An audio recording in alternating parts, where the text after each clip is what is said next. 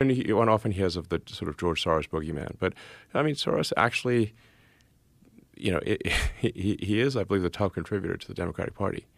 The second one was Sam Bankman-Fried. Yeah. So, and Soros, I don't know. I mean, he had a very difficult upbringing. In my opinion, he fundamentally hates humanity.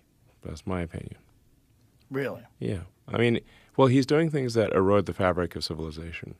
You know, getting DAs elected who refuse to prosecute crime. That's part of the problem in San Francisco and LA and a bunch of other cities.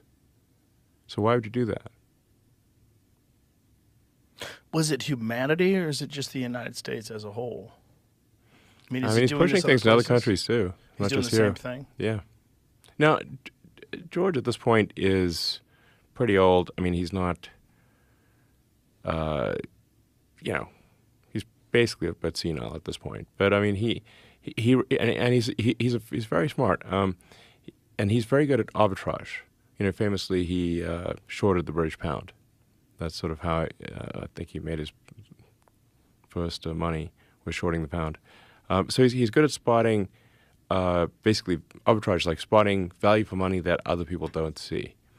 So one of the things he noticed was that that the value for money in local races is much higher than it is in national races. So the lowest value for money is a presidential race. Then next lowest value for money is a Senate race, then a Congress, and but once you get to sort of city and state district attorneys, the value for money is extremely good. And Soros realized that you don't actually need to change the laws, you just need to change how they're enforced. If nobody chooses to enforce the law, or the laws are differentially enforced, it's like changing the laws. That's what he figured out. But is what's stunning that this trend, that people haven't pulled the brakes on this and have it reverse course? I'm pulling the brakes. Yeah.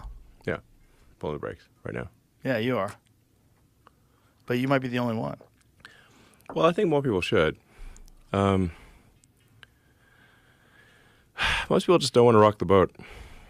Most people are looking for acceptance from society, and they're you know, if there's some negative press article, they're like shattered. Well, I couldn't give a damn. Right. Go ahead, make my day. Well, it's fascinating where if you're a high-profile public figure like yourself, it's impossible to make everybody happy. So there's going to be someone who says something shitty about you. Yeah. Somehow or another, when it's in print, does that mean more? Because other people are going to see this shitty thing? Well, I guess that's where it gets odd. Because essentially, an article in the New York Times is just a single person's opinion, and whatever editor gets involved. It's just a lot of people will read that. Yeah. I mean, less people these days than in the past. But I think people know that now. People know that I find the New York Times these days to be hard to read. Well, unfortunately, they make some grave errors. Yeah. Like that Hamas bombing Hummus? Israeli bombing the hospital chickpeas? Story. Yes, it's delicious. I mean, I think we should cut off chickpea exports. That'll bring them to the knees right away.